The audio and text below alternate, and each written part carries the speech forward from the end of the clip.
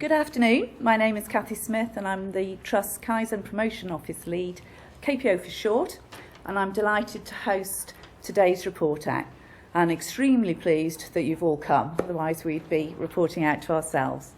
We're still in the very early stages of our transformation partnership with Virginia Mason Institute, yet today you'll get a real glimpse of what lean management systems in healthcare can accomplish.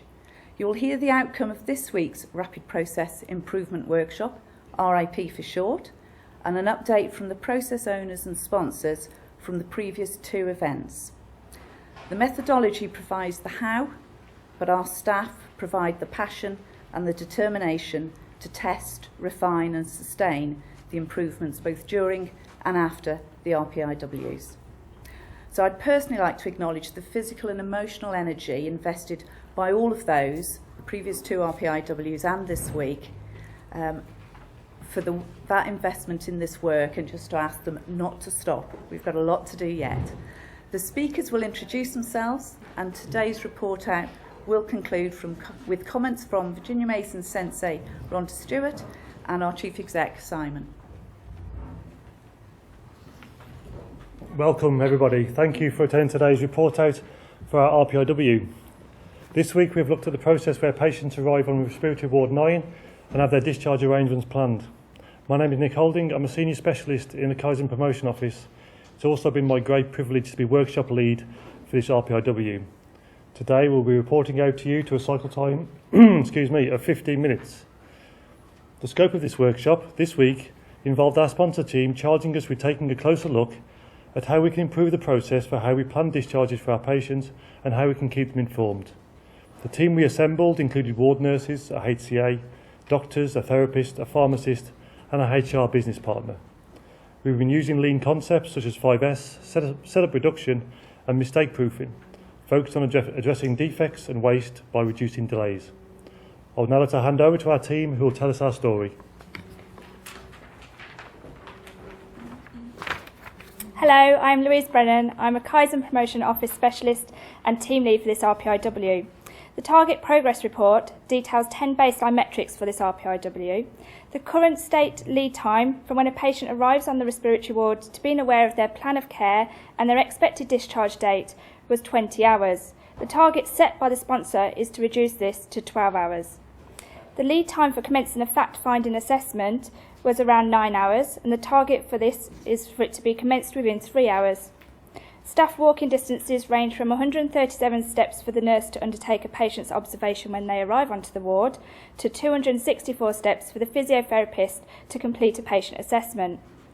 Staff also spent time looking and locating essential equipment to undertake patients' observations, and this was noted to take 35 steps.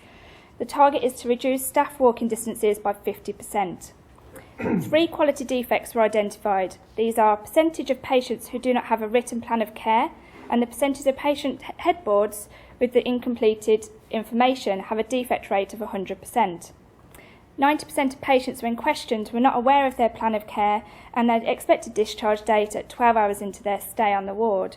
The target set for these quality defects is a 0% defect rate. The 5S baseline for the doctor's office is at level 1 with a target to achieve level 4. The TAC time or pace of work for boundaries for this RPIW is the total operating time of 1,440 minutes divided by the daily demand of 5 new patients. This gives a TAC time of 288 minutes. The value stream boundaries are from when a patient arrives onto the respiratory ward to when the patient is informed of their plan of care, including their expected discharge date. The cycle boxes show the steps in the process and who is involved with the patient at each stage. The delays are seen between the steps. The defects and wastes within this process are seen in the Kaizen bursts around these steps. The current value add-in time for the patient is 7%. The current state flow process chart is a visual depiction of the value stream map.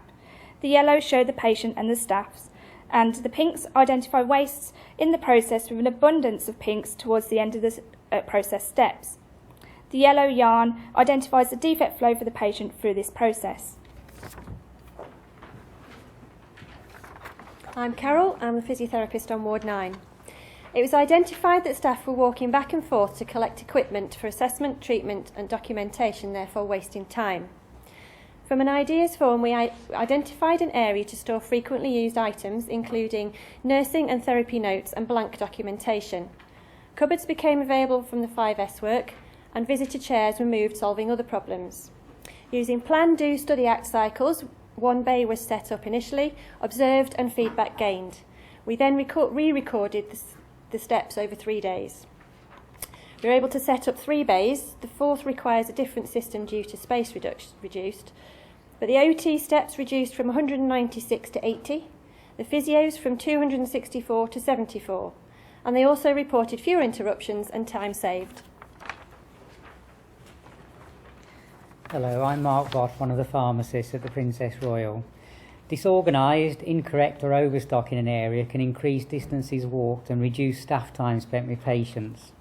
The specimen trolley was chosen to test if improvements could help. We fully labelled the trolley so a quick visual sweep could locate an item, and cam bands, card signals, were used to show when stock needed replenishing, from where and how. We monitored usage out of the trolley for a limited number of items to see if stock levels could be reduced, and we also added items to ensure that all things needed to take a blood sample were in one place. There were no blood sample tubes used from the trolley in the 48 hours monitored, and this made us ask, is the trolley actually the best place to keep this stock? So we plan to fully monitor all usage out of the trolley over a longer period, but steps used for setup of the trolley have been drastically reduced.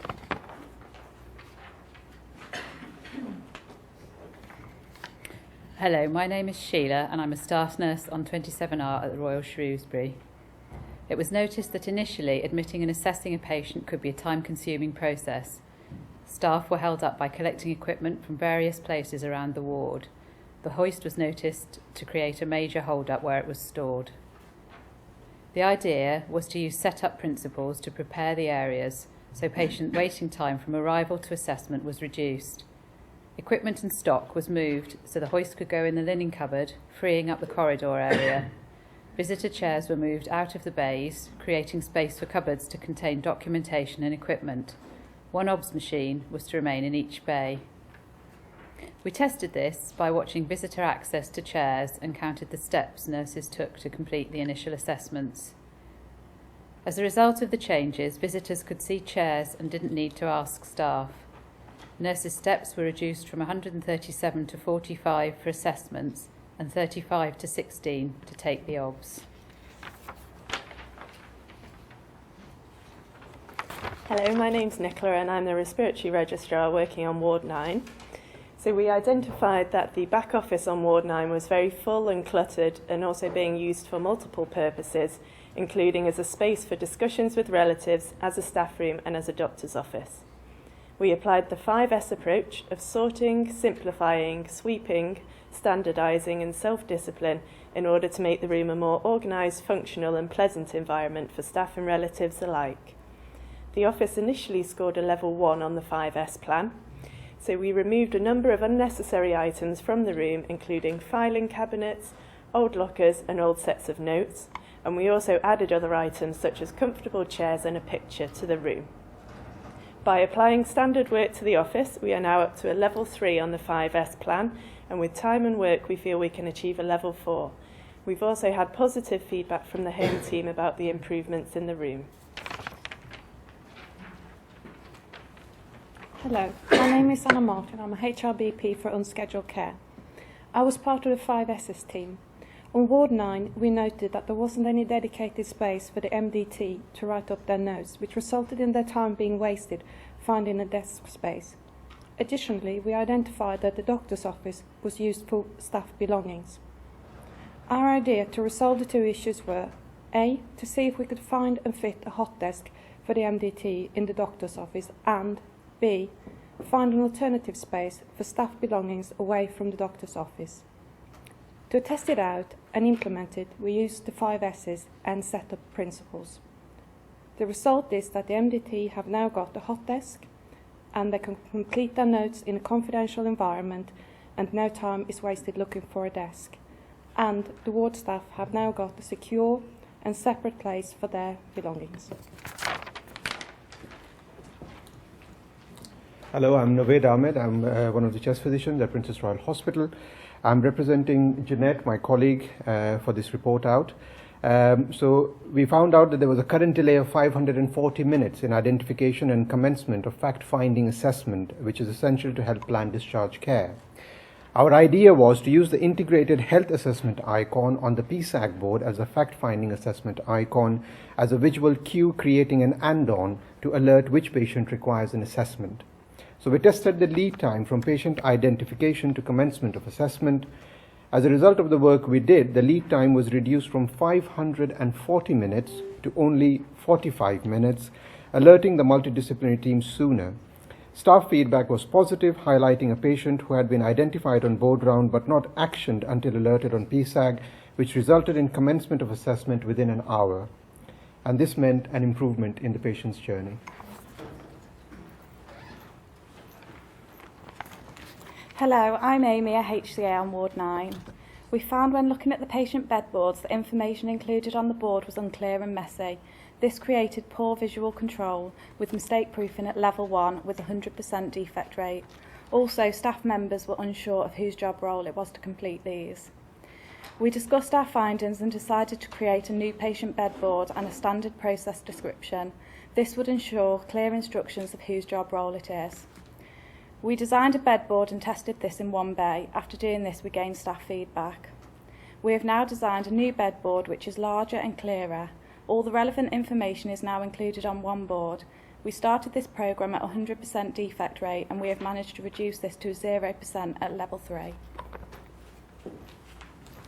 Hi, it's me again. We identified that there was a delay in about 20 hours between a patient getting information about their hospital stay, including EDD, and the arrival of patient on the ward. And we also identified that it involved various different people. So we carried out mistake proofing and came up with a patient information leaflet which gave them valuable information about the hospital stay, including the expected discharge date. We also empowered the staff on the ward to actually come out with an expected day's discharge date themselves. So we tested the lead time to delivery of patient information leaflets to patients who arrived on the ward and also measured the quality defects at the same time. So we were able to reduce the lead time from 20 hours to, hold your breath, only 15 minutes. And this also removed a lot of other staff members that were involved. So we were able to convert almost 100% quality defects down to 0%. The patient and staff feedback was very good. And to quote one patient, she said, "It is impressive and well thought out idea for me and my family." Hello, my name is Sivill. I'm the process owner for the value stream and I'm also the ward manager for Ward 9. The current state value stream now shows that a number of previous process boundaries have been eradicated, which has improved the process of communication with the new patients admitted to Ward 9. We inform all patients of their predicted discharge date, and this is supported by giving the patient or their relative the patient planning leaflet. So the future state flowchart will look like this, and it shows there are no longer any boundaries for the patient arriving on Ward 9, as all patients or their relatives are informed of their discharge date on arrival to the ward. And all resources and equipment can be found in a grey cupboard situated in 3 bays. I feel so happy and privileged to be able to stand here today to deliver such a great news story. The TPR final measurements have exceeded the targets set by our sponsor. Staff walking distances have been significantly reduced by 59 to 72%. The observation machine steps have been reduced from 35 steps to 16 steps. The lead time from when the patient arrives on the ward to being informed of their plan of care and their expected discharge date has drastically been reduced, and this is a 98% change. The FFA lead time has been reduced from 9 hours down to 45 minutes, and that's a 92% change from the baseline measurement. Quality defects through the introduction of the patient information leaflet and the improved patient headboards all now have a 0% defect rate, which is a 100% change from the baseline measurement. And the doctor's office has seen a massive improvement and now has a defined purpose, and it's changed its name to the multidisciplinary team office. The 5S level is now at level 3.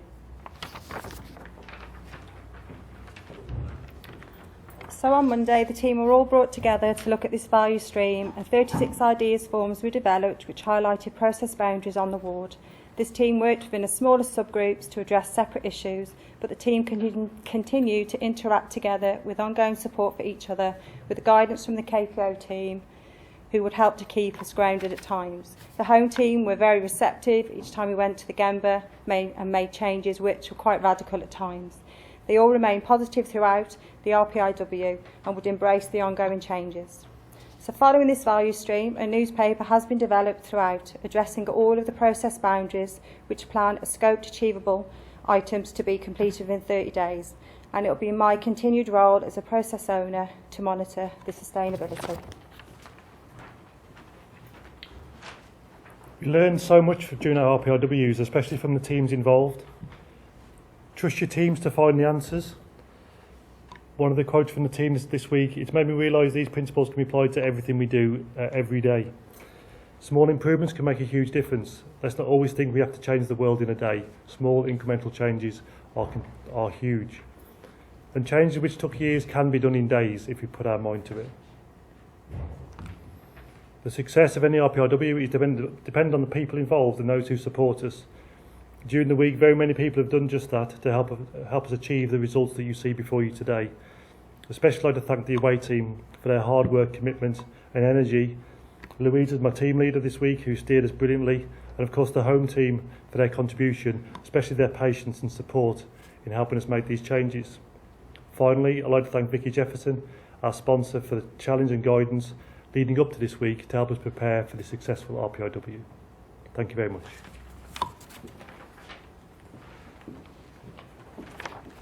I'm Vicky Jefferson. I'm Operational Head of Pharmacy for PRH and also sponsor for this RPIW. And I've worked here for 17 years, and like many of you, I've seen a lot of attempts to improve that have just lost momentum after a couple of months. But this is different. This is the staff who work with these patients every day, being able to come out of their day jobs for a while, take a step back and go, do you know what, I think we can do this differently, and being given the freedom to implement their ideas. And what an incredible amount of work they've done this week. We've seen them dramatically reduce the time it takes to provide a patient with their ED date and discharge plan. From over 20 hours to 15 minutes, that's incredible. We've seen them change the way the ED date is displayed, reduce the timing of the FFA by 98%, and develop a patient information leaflet that's getting good patient feedback.